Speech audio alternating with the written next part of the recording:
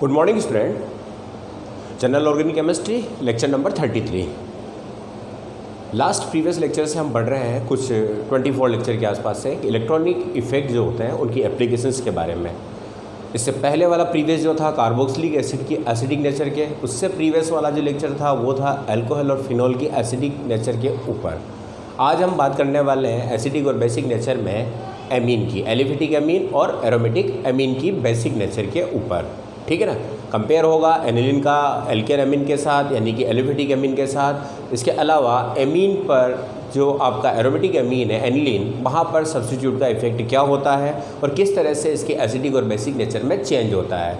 ठीक है बच्चों, तो आप तैयार हो जाएं किसके लिए, नोटबुक लेके हम बात करेंगे एमीन RnH2 पर electronic effect RnH2 and ArNH2।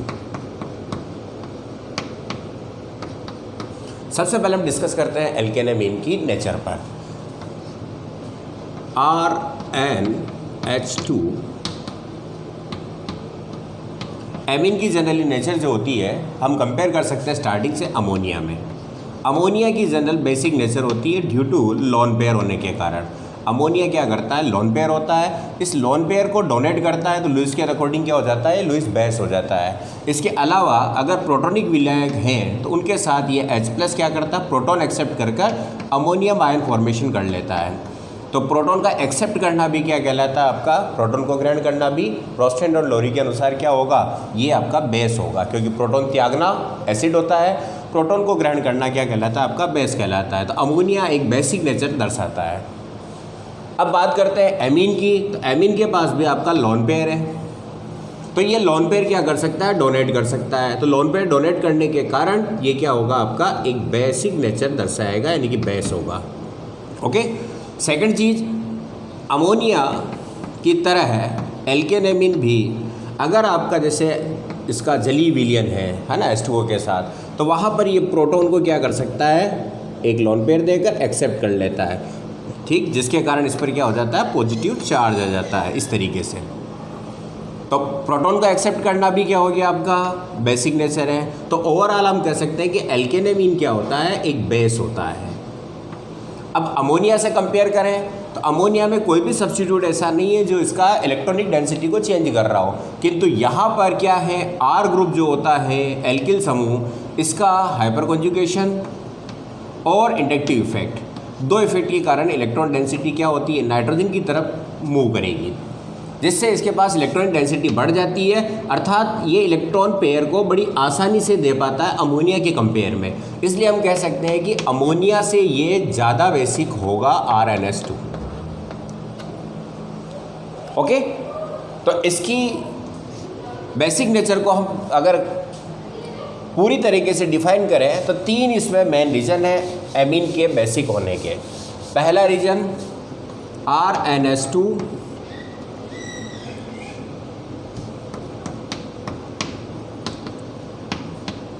Lone pair donate करने के कारण क्या है, बेस है, पहली चीज़। सेकंड चीज़, प्रोटॉन एक्सेप्ट करके ये क्या करता है, पॉजिटिव आयन बना लेता है। ये प्रोटॉन इस तरह से एक्सेप्ट किया और यहाँ पर क्या जाएगा, आपका पॉजिटिव चार्ज आ जाता है। तो प्रोटॉन एक्सेप्टर के कारण यानी कि H+ प्रोटॉन ग्रहण करने से क्या होगा, ये बेस होगा। ठीक है। इसके अलावा अगर इसका जली विलियन है तो वहाँ पर इसकी एसिड बेसिक नेचर को चेंज करने का काम यहाँ होगा इस तरीके से। H यहाँ पर आपका पॉजिटिव चार्ज है, ये H है, तो ये जल के साथ क्या कर सकता है, हाइड्रोजन बॉन्डिंग बना सकता है इस तरीके से और स्टेबल हो जाता है। इसका मतलब इसकी बेसिक नेचर क्या होगी, जली विलियन के अंदर इसकी गैसीज फेज के गैसीज फेज के कंपेयर किया जाए तो गैसी फेज में ये पोजीशन नहीं आएगी, हाइड्रोजन बॉन्डिंग नहीं होगी वहाँ पर। लेकिन अगर इनके जली विलियन है तो वो क्या होंगे, ज़्यादा बेसिक होंगे। यानी कि RnH2 अगर गैसी फॉर्म में है और यही इनका अगर प्रोटॉनिक सॉल्यूशन है यानी कि एक्वस सॉल्यूशन है, तो इसकी बेसिक स्ट्रेंथ क्या होगी, ज़्यादा होगी। यानी कि गैस फेज से इनकी सॉल्यूशन अवस्था में बेसिक नेचर क्या मिलेगी, इनको ज़्यादा मिलती। तो तीन चीज़ें हैं। ठीक है। इसके कारण आपका जो एमीन होता है वो क्या होता है, आपका बेसिक होगा। क्लियर, समझ में आया। लोन पेयर देना, प्रोटॉन एक्सेप्ट कर लेना, और प्रोटॉन के साथ अगर इनकी सॉल्यूशन है जलीय विलयन है तो वहाँ पर क्या करता है, हाइड्रोजन बॉन्डिंग बनाकर ज़्यादा स्टेबल हो जाता है। इसका मतलब ये नेचर ज़्यादा होगी, तो ये ओवरऑल क्या हो जाता है, आपका अच्छा बेस होता है। क्लियर है। अब तीनों केस में हम देखते हैं कि एमीन की बेसिक स्ट्रेंथ किस तरह से मजबूत होगी या बेसिक कितना ज़्यादा प्रबल हो जाएगा। तो वो किन बातों पर डिपेंड कर रहा है, कितना आसानी से लोन पेयर को डोनेट करे। पहली चीज़, जितना आसानी से लोन पेयर को डोनेट करेगा उतना ही स्ट्रॉन्ग बेस होगा। सेकंड चीज़, कितना आसानी से प्रोटॉन को एक्सेप्ट करे, तो प्रोटॉन कितना आसानी से ग्रहण करेगा, जितना आसानी से वह लोन पेयर को डोनेट कर सकता है। तो यहाँ पर दूसरी स्थिति ये होगी। और तीसरी चीज़ है कि जब उसमें चेंज आता है, लोन पेयर डोनेट करता है, तो डोनेट करने के बाद वह कितना स्टेबल हो जाता है। तो उसकी स्टेबिलिटी किस पर होती है, सॉल्वेशन पर। सॉल्वेशन के साथ उसका कॉन्जुगेशन किस तरह से होता है, सॉलिड के साथ। तो ये आपका सॉल्वेशन स्ट्रेंथ कितनी है इसके साथ जुड़ने की। तो तीन चीज़ों पर इसकी बेसिक नेचर डिपेंड करेगी। अब ओवरऑल किस पर डिपेंड कर रही है, मेन चीज़ लोन पेयर डोनेट करना, यानी कि लोन पेयर को कब डोनेट करेगा, जब नाइट्रोजन के पास इलेक्ट्रॉन डेंसिटी बढ़ेगी। इलेक्ट्रॉन डेंसिटी क्या होगी, बढ़ जाती है। और हमें पता है कि इलेक्ट्रॉन डेंसिटी के बढ़ने के साथ साथ बेसिक स्ट्रेंथ क्या होती है, बढ़ जाती है।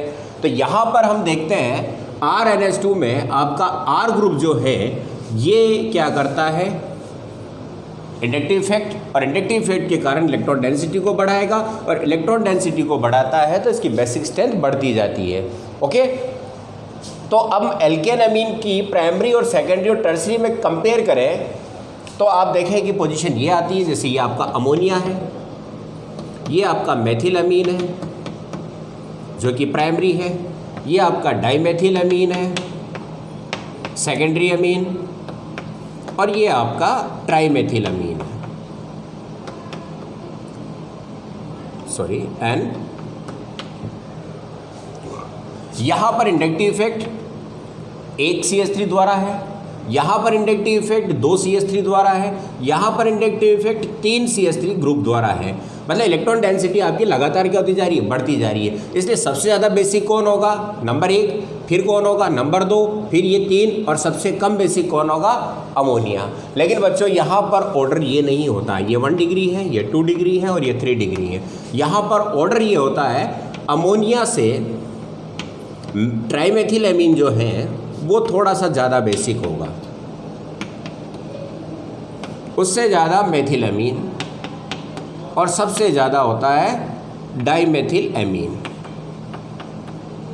अब इसके पीछे कारण क्या है, आप इन कंसेप्ट को देखें, समझ में आ जाएगी चीज़ पूरी। जैसे जैसे इलेक्ट्रॉनिक डेंसिटी बढ़ती है वैसे वैसे लोन पेयर देने की कैपेसिटी बढ़ जाती है और बेसिक स्ट्रेंथ बढ़ जाती है। लेकिन यहाँ पर एक चीज़ और है, स्टेरिक हिंड्रेंस, यानी कि त्रिविम बाधा। लोन पेयर देने के लिए किसी प्रकार की त्रिविम बाधा ना हो तो ये आसानी से लोन पेयर देगा। लेकिन जब आप इन हाइड्रोजन के स्थान पर एल्किल समूह लगाते हैं तो इस तरह से, जैसे आपका N है, यहाँ पर मैंने CH3 लिखा है, ओके, यहाँ पर आपका वापस क्या होगा, CH3 है, और ये वापस आपका क्या है, CH3 है। तो जब बड़े समूह आते हैं तो इस लोन पेयर को निकलने के लिए बाधा होगी, यानी कि आसानी से डोनेट नहीं कर पाएगा। तो इस त्रिविम बाधा के कारण ही टर्सरी के अंदर क्या होता है कि 3 बल्कि समूह जुड़े होने के कारण लोन पेयर को डोनेट नहीं कर पा रहा है, और जब लोन पेयर को डोनेट नहीं कर पा रहा तो प्रोटॉन भी आसानी से एक्सेप्ट नहीं कर पाएगा। इसके अलावा प्रोटॉन एक्सेप्ट कर भी ले तो आसानी से इसके सॉल्यूशन के अंदर यह हाइड्रोजन बॉन्डिंग नहीं बना पाता है, यानी कि ये मामला पुअर हो गया, ये मामला पुअर हो गया, और ये मामला भी क्या हो गया, वीक हो गया। कारण क्या था, इलेक्ट्रॉन डेंसिटी तो बहुत ज़्यादा बढ़ गई है, लेकिन इलेक्ट्रॉन देने के लिए इसके पास क्या है, प्लेस नहीं है, यानी इस प्लेस को चारों तरफ से किसने कर लिया, एल्किल समूह ने सराउंड कर लिया। इसी के कारण ही क्या होगा, टर्सरी अमीन की बेसिक नेचर घट जाती है, जबकि यहाँ तक आपकी क्या होगी, सेकेंडरी की सबसे ज़्यादा बेसिक नेचर होगी यहाँ पर मेथिल समूह। अब यदि इस ग्रुप को और बड़ा कर दिया जाए, जैसे मेथिल के स्थान पर आप एथिल समूह लगा देते हैं, तो ये त्रिविम बाधा, ऐसा ही आज इसको कहा जाता है स्टेरिक हिंड्रेंस, ये और बढ़ जाएगी, और जब ये और बढ़ जाएगी तो इसकी बेसिक नेचर और क्या होगी, घट जाएगी। फिर अगर आप इसकी जगह पर और बड़ा समूह लगाते हैं आइसोप्रोपिल, तो यहाँ पर बेसिक नेचर और क्या हो जाती है, घट जाती है, ठीक है ना।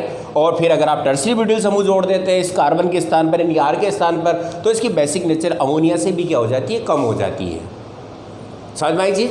इसका मतलब इसकी बेसिक नेचर के लिए आपको दो फैक्टर देखने पड़ेंगे, पहला electronic effect, second electronic effect जो आपका है इलेक्ट्रॉनिक इफेक्ट क्या हो रहा है, डेंसिटी बढ़ाने वाला है, बेसिक नेचर बढ़ेगी। सेकंड होगा इसका त्रिविम बाधा, स्टीरिक इंडेक्स। त्रिविम बाधा का मतलब ग्रुप के द्वारा लोन पेयर को देने में कितनी रुकावट पैदा की गई है। तो ये आपकी दो चीज़ें साथ साथ देखी जाएगी, ठीक है। तो ओवरऑल पहले वाले फैक्टर से तो इसकी बेसिक नेचर ये होनी चाहिए, लेकिन इसके कारण इसकी बेसिक नेचर में चेंज आता है और क्या हो जाता है, आपका बेसिक स्ट्रेंथ ये हो जाती है। यहाँ पर क्या कंडीशन आ गई है, अमोनिया से ज़्यादा बेसिक है 3 डिग्री अमीन, अमोनिया से ज़्यादा बेसिक कौन 3 डिग्री, 3 डिग्री से 1 डिग्री और 1 डिग्री से 2 डिग्री। यानी कि हम कह सकते हैं कि आपका सेकेंडरी जो अमीन है डाईमेथिल अमीन ये सबसे ज़्यादा बेसिक होगा। और इसके बेसिक कम होने का कारण क्या है, घनत्व का तो बढ़ जाना किंतु त्रिविम बाधा का हो जाना, स्टीरिक इंडेक्स का होना, जिसके कारण लोन पेयर डोनेट नहीं कर पाता है, प्रोटॉन आसानी से एक्सेप्ट नहीं कर पाता है, और इसका अगर जलीय विलयन है तो वहाँ पर ही आसानी से हाइड्रोजन बॉन्डिंग द्वारा स्टेबल नहीं हो पाता है। क्लियर है? अब इन ग्रुप को यदि चेंज किया जाए, मैंने यहाँ पर मेथिल समूह लगाया है, अगर आप एथिल समूह के रेफरेंस में देखें तो यहाँ पर आपका ऑर्डर क्या हो जाएगा, एथिल है तो C2H5N C2H5 C2H5 ये टर्सरी एमीन सबसे कम हो जाएगा। इससे ज़्यादा बेसिक कौन होगा, अमोनिया। उससे ज़्यादा बेसिक कौन होगा आपका C2H5NH2 प्राइमरी, और सबसे ज़्यादा कौन होगा आपका सेकेंडरी C2H5N C2H5 ये आपका सेकेंडरी। अगर आप यहाँ पर आइसोप्रोपिल ग्रुप लगाते हैं CH3 आइसोप्रोपिल ग्रुप N, फिर वापस यहाँ पर आपका CH3 और यहाँ पर CH3 और CH3 ये आपका टर्सरी यानी कि ट्राई आइसोप्रोपिल एमीन हो गया। इससे सबसे कम बेसिक होगा, इससे कम बेसिक कौन होगा आपका CH3 यानी कि इससे थोड़ा सा ज़्यादा, सबसे कम ये, इससे ज़्यादा हो जाएगा आपका सेकेंडरी CH3 और CH3 समझ लेना इसको, ये सेकेंडरी अमीन ज़्यादा होगा। और इससे ज़्यादा कौन होगा आपका अमोनिया, और इससे ज़्यादा कौन होगा आपका प्राइमरी अमीन CH3 और NH2। यानी कि अगर आपका आइसोप्रोपिल ग्रुप लगता है तो उस जगह पर आइसोप्रोपिल ग्रुप लगने पर सेकेंडरी अमीन भी क्या होगा, कम क्षारी हो जाएगा अमोनिया से। और अगर टर्सरी ब्यूटिल ग्रुप लगाया जाए तो टर्सरी ब्यूटिल ग्रुप लगाने पर आपका 3 डिग्री, अगर टर्सरी ब्यूटिल ग्रुप लगा दिया जाए तो 3 डिग्री से ज़्यादा 2 डिग्री, 2 डिग्री से ज़्यादा 1 डिग्री और उससे ज़्यादा अमोनिया होगा। यानी कि टर्सरी ब्यूटिल R की जगह पर रख दिया जाए तो वो सारे ही प्राइमरी सेकेंडरी टर्सरी एल्किल अमीन अमोनिया से कम क्षारी हो जाते हैं। ओके, ये ऑर्डर होता है कब, इनके जलीय विलयन के अंदर, जलीय विलयन के अंदर। और अगर गैसीय है तो सदैव ऑर्डर यही रहेगा गैस के लिए। अमोनिया गैसीय फेज में, ध्यान रखें इस चीज़ को बच्चों, अगर वह कहता है कि अमोनिया का सॉल्यूशन जल के अंदर या अमोनिया के जलीय विलयन के अंदर बेसिक नेचर की बात की जा रही है, तब ऑर्डर ये रहेगा। और अमोनिया गैसीय फेज में है तो वहाँ पर ऑर्डर वही रहेगा जो इलेक्ट्रॉनिक घनत्व के आधार पर। क्यों? क्योंकि यहाँ पर स्टेरिक इंटरेस्ट नहीं होगी, यहाँ पर प्रोटॉन एक्सेप्ट करने में प्रॉब्लम नहीं होगी, ठीक है ना। तो ऐसी स्थिति के अंदर आप दो चीज़ें ध्यान रखें, ये गैसीय फेज के अंदर, गैसीय फेज में अमोनिया 1 डिग्री, 2 डिग्री और 3 डिग्री लास्ट होगा, जो एक जनरल रूट होता है।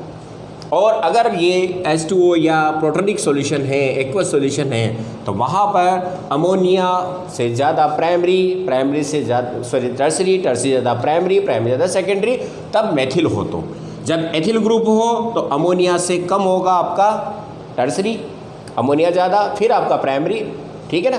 यहाँ पर आपका सेकेंडरी अमीन लास्ट होगा एथिल तक।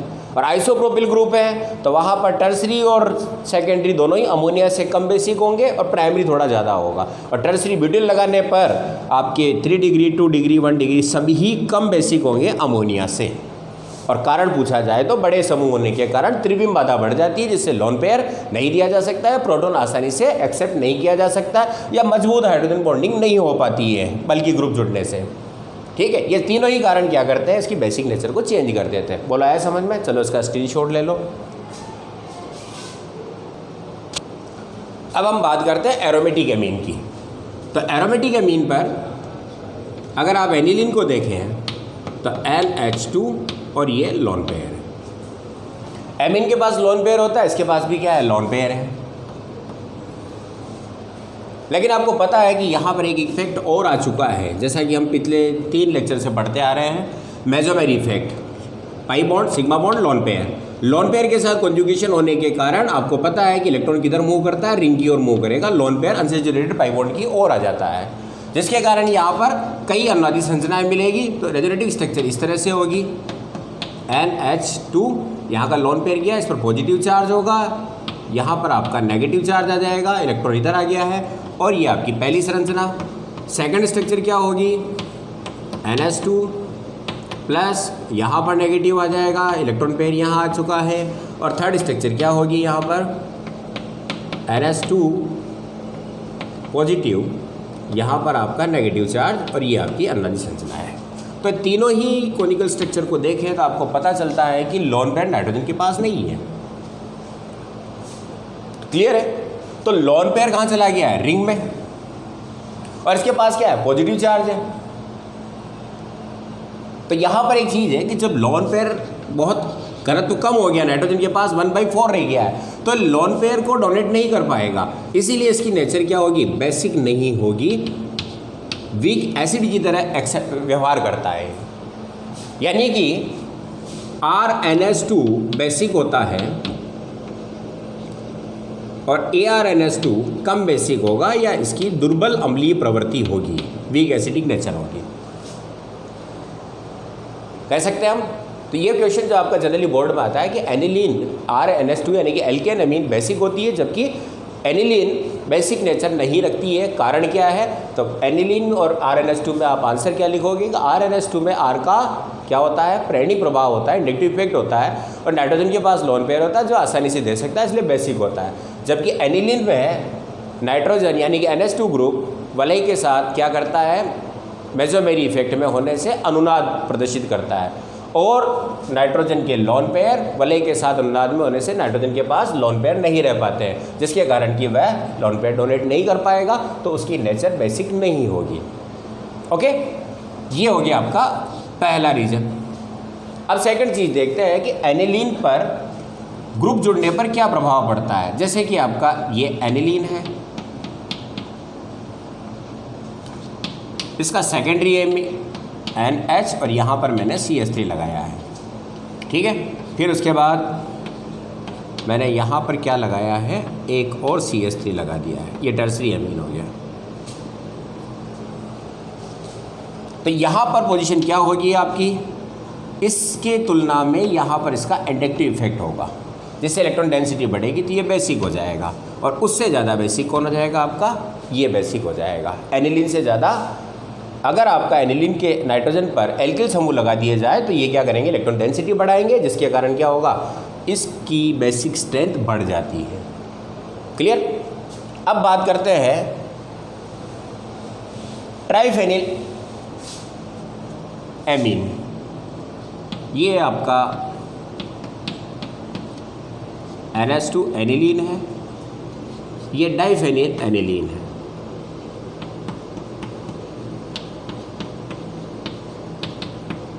सेकेंडरी, और ये ट्राइफेनिल एनिलीन है।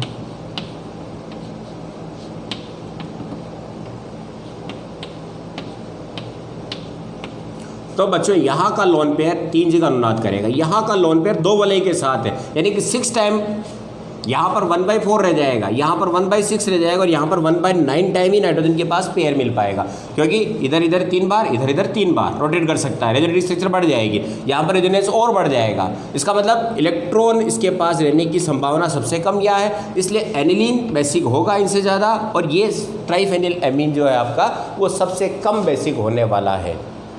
क्लियर है? ये यहाँ पर आपका ऑर्डर हो जाता है, क्योंकि रेजोनेंस बढ़ जाता है और इलेक्ट्रॉन रिंग में ज़्यादा रेजोनेटिव स्ट्रक्चर शो करेगा। तो यहाँ पर 1 2 3 और 4, तो 1/4 टाइम, यहाँ पर 1 2 3 4 5 6, ठीक है ना, 1/6, यहाँ पर आपकी 9 जगह मिलेगी इसको ऑर्थो पैरा, तो वहाँ पर 1/9 हो गया। तो इस तरीके से यहाँ पर इसकी बेसिक नेचर में चेंज आएगा। तो ट्राइफेनिल सबसे कम बेसिक होगा, ऑर्डर अगर लगाना पड़े तो उसकी तुलना में एनिलीन ज़्यादा बेसिक होगा। अब इस रिंग पर कोई सब्स्टिट्यूट लगा दिया जाए, जिस तरह से हमने फिनोल में पढ़ा और कार्बोक्सिलिक एसिड में पढ़ा, सब्स्टिट्यूट इफेक्ट क्या होने वाला है बेटा? दूं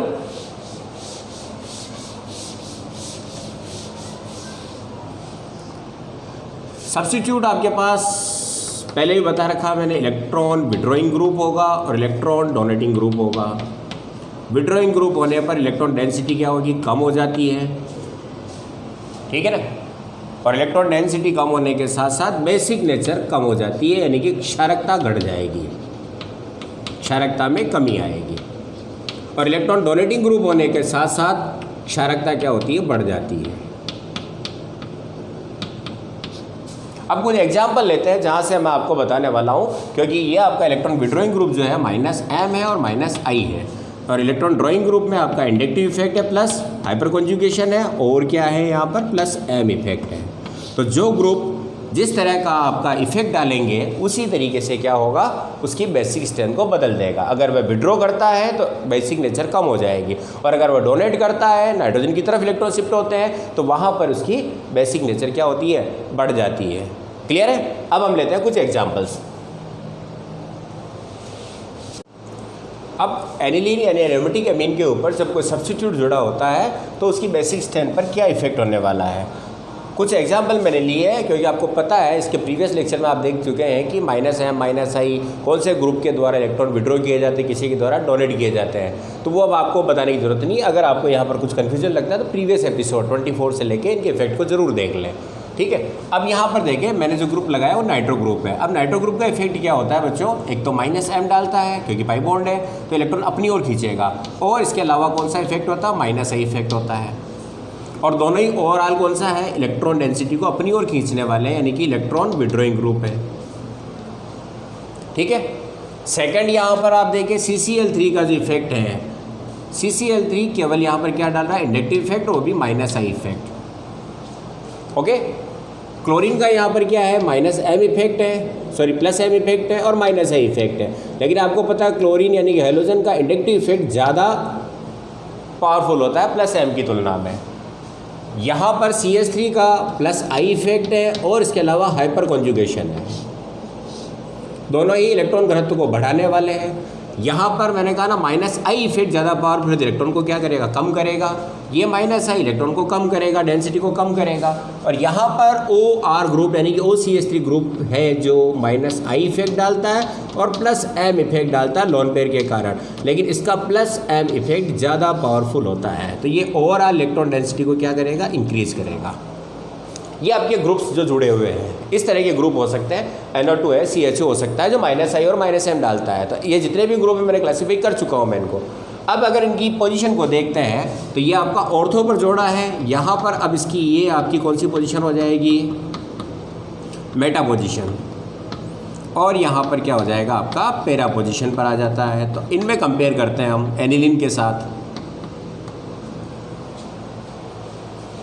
तो सबसे ज़्यादा ग्रुप इफेक्ट कहाँ पड़ने वाला है, यहाँ पर -I इफेक्ट डाला जाएगा और -m इफेक्ट डाला जाएगा। इसका मतलब सबसे इलेक्ट्रॉन खींचेगा सब ज़्यादा कहाँ से होगा, ऑर्थो से। तो इलेक्ट्रॉन डेंसिटी सबसे कम यहाँ होने वाली है। इलेक्ट्रॉन डेंसिटी जो होगी, नाइट्रोजन के इलेक्ट्रॉन सब अंदर की तरफ खींच जाएंगे, तो यहाँ पर नाइट्रोजन का इलेक्ट्रॉनिक घनत्व घट जाएगा।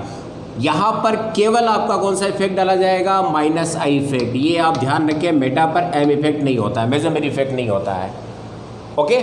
और यहाँ पर जो आपका इफेक्ट है वापस माइनस आई है और माइनस एम है पैरा पर, लेकिन यहाँ पर इंडिकेटिव इफेक्ट कम हो जाता है डिस्टेंस बढ़ने के साथ साथ। तो सबसे ज़्यादा इलेक्ट्रॉन कहाँ खींचे जाएंगे? नाइट्रो के द्वारा। इसका मतलब बेसिक स्ट्रेंथ सबसे किसकी हो जाएगी? मैं यहाँ लिख रहा हूँ ऑर्थो सबसे कम बेसिक होगा, उससे ज़्यादा बेसिक कौन हो जाएगा आपका? पैरा।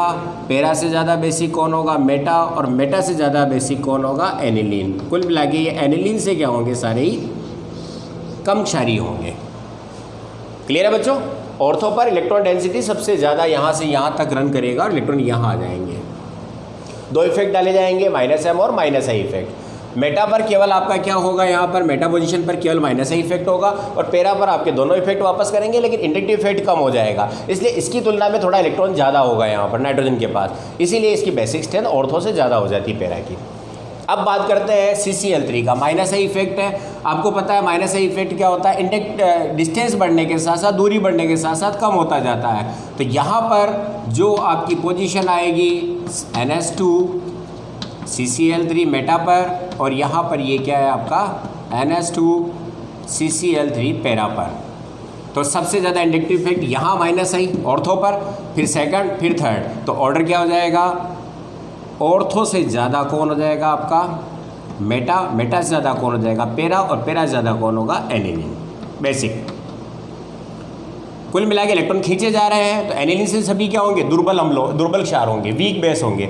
लेकिन पोजीशन की बात करें तो सबसे ज़्यादा इलेक्ट्रॉन यहाँ खींचे जाएंगे, इंडक्टिव इफेक्ट सबसे ज़्यादा है। फिर सेकंड नंबर का इंडक्टिव इफेक्ट, तो इलेक्ट्रॉन घनत्व थोड़ा बड़ा रहेगा, और पैरा पर इंडक्टिव इफेक्ट बहुत कम हो जाता है, इसलिए इन दोनों में से इसका घनत्व थोड़ा ज़्यादा होगा। तो पैरा यहाँ पर क्या होगा आपका? बेस होगा, इन दोनों से ज़्यादा। अब बात करते हैं क्लोरीन। तो क्लोरीन का केवल क्या इफेक्ट होता है? माइनस आई इफेक्ट होता है। प्लस एम इफेक्ट को यहाँ पर कैलकुलेट नहीं किया जाएगा, क्योंकि इंडक्टिव इफेक्ट यहाँ पर पावरफुल होगा। तो इसका ऑर्डर भी क्या होने वाला है आपका? वही सेम। अगर ये ऑर्थो पर है तो ऑर्थो सबसे ज़्यादा इलेक्ट्रॉन खींचेगा, फिर से ऑर्थो से ज़्यादा कौन हो जाएगा आपका? मेटा बेसिक हो जाएगा। मेटा ज़्यादा कौन हो जाएगा? पैरा। और पैरा ज़्यादा कौन हो जाएगा? एनिलीन।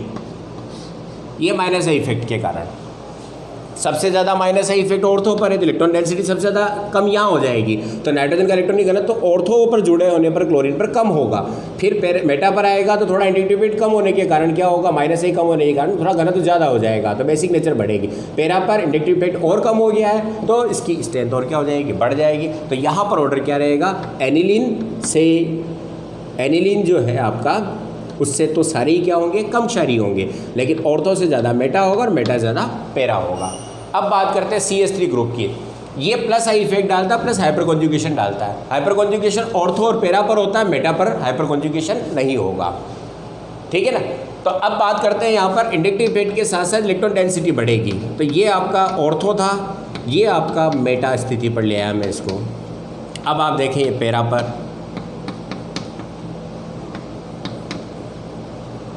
सबसे ज़्यादा प्लस आई इफेक्ट कहाँ डाला जाएगा? ऑर्थो से। फिर उससे कम कहाँ हो जाएगा? मेटा पर। और सबसे कम इंडक्टिव इफेक्ट कहाँ होगा? पैरा पर। ये कुल मिला के इलेक्ट्रॉन को क्या कर रहा है? घनत्व को बढ़ा रहा है, यानी कि इलेक्ट्रॉन इसकी तरफ मूव करेंगे। ओके, यानी कि नाइट्रोजन की इलेक्ट्रॉन डेंसिटी को बढ़ा रहा है। जब डेंसिटी को बढ़ाता है तो इसका मतलब ये एनिलीन से ज़्यादा क्षारीय होगी, क्योंकि एनिलीन में कोई घनत्व तो बढ़ाने वाला नहीं है, पर यहाँ पर CH3 ग्रुप ने इलेक्ट्रॉन डेंसिटी को बढ़ाया है। तो इलेक्ट्रॉन डेंसिटी बढ़ने के साथ साथ बेसिक नेचर बढ़ेगी। तो ऑर्थो नंबर 1 पर बेसिक होगा, फिर उससे कम बेसिक मेटा होगा, उससे कम पैरा होगा। किंतु बच्चों यहाँ पर ऐसा नहीं होता है। यहाँ का जो ऑर्डर होता है, सबसे कम बेसिक ऑर्थो होता है, उससे ज़्यादा बेसिक एनिलीन होता है, एनिलीन से ज़्यादा मेटा होता है, और मेटा से ज़्यादा पैरा होता है। अब इसको समझें। प्रीवियस लेक्चर मैंने बताया था कि ऑर्थो पोजीशन पर यदि कोई ग्रुप जुड़ा होता है तो वहाँ पर ऑर्थो इफेक्ट होता है, यानी कि यहाँ पर ये कम बेसिक होने का कारण क्या है? Ortho effect. ऑर्थो पोजीशन पर देने वाला या लेने वाला कोई भी जुड़ा हो, वह इलेक्ट्रॉन डेंसिटी में परिवर्तन नहीं होने देता है। इसलिए ऑर्थो इफेक्ट के कारण इसकी बेसिक नेचर क्या हो जाती है? इलेक्ट्रॉन घनत्व तो बढ़ा नहीं पाएगा, तो ये सबसे कम बेसिक हो जाएगा। उसके बाद मेटा पर इंडक्टिव इफेक्ट है सेकंड नंबर का, इसलिए ये ज़्यादा बेसिक हो गया। और पैरा पर इंडक्टिव इफेक्ट तो कम हुआ है, लेकिन हाइपर कॉन्जुगेशन और है। Inductive plus I effect plus hyper conjugation 3 hydrogen के द्वारा, तो इसके कारण इलेक्ट्रॉनिक घनत्व तो बहुत ज़्यादा बढ़ जाएगा। तो पैरा मेथिल एनिलीन जो है आपका, ये सबसे ज़्यादा क्षारीय होगा, ऑर्थो सबसे कम होगा, कारण ऑर्थो इफेक्ट के कारण। क्लियर है। और पैरा का बेसिक होने का कारण इंडक्टिव इफेक्ट तो कम है प्लस आई, लेकिन हाइपर कॉन्जुगेशन होने के कारण इसकी डेंसिटी ज़्यादा बढ़ा देता है। अब बात करते हैं आपका मेथॉक्सी एनिलीन के बारे में।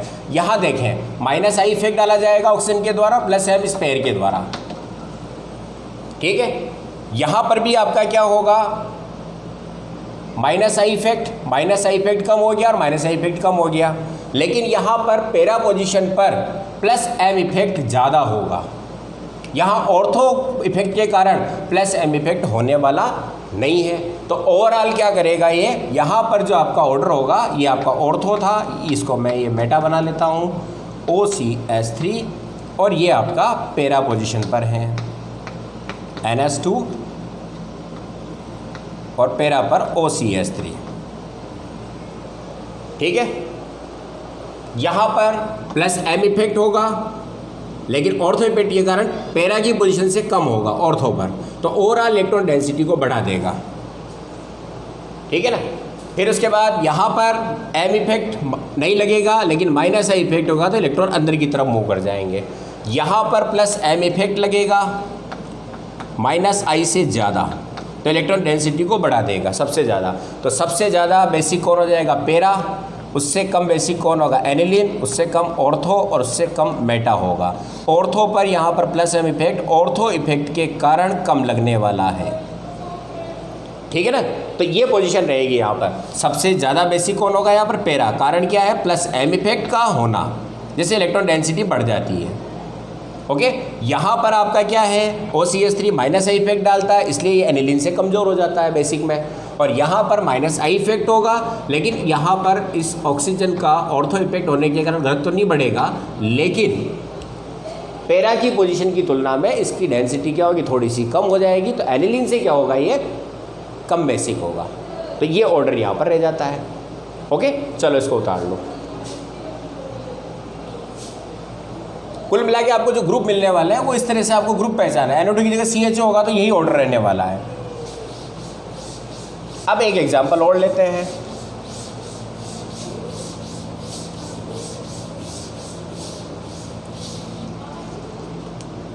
ये आपका जैसे पिरोल है और ये पिरिडीन है, और अब आपसे पूछा जाता है कि इनमें दोनों में ज़्यादा बेसिक कौन है, ठीक है। ये H है और ये है। तो यहाँ पर बेसिक का ऑर्डर आप देखें तो यहाँ पर 6 पाई एरोमेटिक है, दोनों 6 पाई इलेक्ट्रॉनों की रिंग है, जिसमें लोन पेयर इसके साथ अनुनाद में है। इसका मतलब इसके पास लोन पेयर नहीं है नाइट्रोजन के पास, जबकि इसके 6 इलेक्ट्रॉन अंदर चक्कर लगा रहे हैं और लोन पेयर आपका बाहर नाइट्रोजन के पास एक्स्ट्रा, यानी कि इसके पास लोन पेयर पड़ा हुआ है। इसका मतलब ये ज़्यादा बेसिक होगा, इसके पास लोन पेयर अनुनाद में होने के कारण ये आपका बेसिक इससे कम हो जाता है, ओके। तो बच्चों ये एनिलीन की बेसिक स्ट्रेंथ के बारे में था। एनिलीन हो चाहे फिनोल हो, ठीक है ना, वहाँ पर कुछ चीज़ें आपको ध्यान रखनी होगी।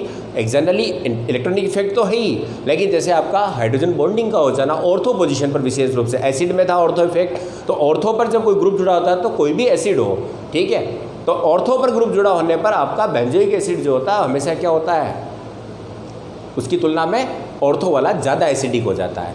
यहाँ पर ऑर्थो पर होने पर क्या होगा, वह कम बेसिक हो जाता है। तो ये ऑर्थो इफेक्ट्स है। तो स्टेरिक इंटरेस्ट जैसे नाइट्रोजन में है, यहाँ पर कि लोन पेयर जहाँ देना है वहाँ पर अगर आपकी त्रिविम बाधा है तो त्रिविम बाधा बढ़ने के साथ साथ क्या होती है, उसकी इलेक्ट्रॉन देने की कैपेसिटी कम हो जाती है, तो वहाँ पर आपकी बेसिक नेचर कम हो जाएगी। तो ये कुछ रीजन को आप ध्यान रखें। अब नेक्स्ट जो आपका लेक्चर होगा वहाँ पर हम कार्बोनियम आयन की स्टेबिलिटी से, जो अब तक हमने पढ़ा है इलेक्ट्रॉनिक इफेक्ट के, तो कार्बोनियम आयन की stability, acidic basic nature, reactivity, इन सब के जो क्वेश्चन होते हैं केवल क्वेश्चन सोल्व करने वाले हैं हम, जो कि आपके एडवांस और जी के क्वेश्चन जो मेंस और एडवांस में दिए जाते हैं, या फिर आपके नेट के क्वेश्चन होते हैं, ठीक है ना। तो उनके ऑर्डर के क्वेश्चन जितने भी होते हैं हम उन इंपॉर्टेंट क्वेश्चन को लेने वाला हूँ, ताकि आपका ये पूरा इलेक्ट्रॉनिक इफेक्ट का जो मेजर पार्ट होता है ऑर्गेनिक का, वो एकदम क्लियर हो जाए। ओके बच्चों, थैंक यू।